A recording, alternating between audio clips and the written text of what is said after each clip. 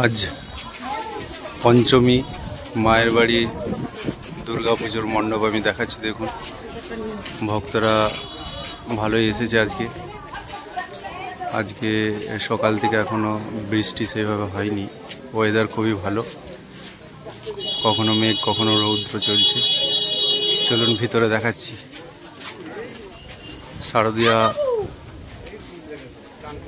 দুর্গা পূজায় সকলকে মাতৃমন্দিরে আসার জন্য বিশেষভাবে আমি অনুরোধ করছি। আপনারা আসুন, মায়ের বাড়ি পুজো দেখে যান। মায়ের বাড়ির পূজা মণ্ডপটা প্রায় কমপ্লিটের মুখে, কিছু কিছু ছোট ছোট কাজ এখনও বাকি আছে। দেখুন, পূজা মণ্ডপটা পর্দা দিয়ে ঘেরা আছে।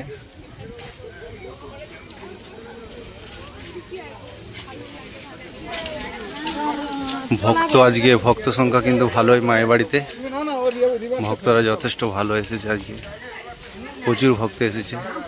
মায়ের বাড়ির পূজার অভিনবত্বই আলাদা। সমস্ত পুজো একদিকে, আর জয়রামবাটি মাতৃমন্দিরের পুজো একটা বিশেষ ব্যাপার আছে। মায়ের বাড়ির পুজো কি সুন্দর সাজিয়ে দিয়েছে দেখুন।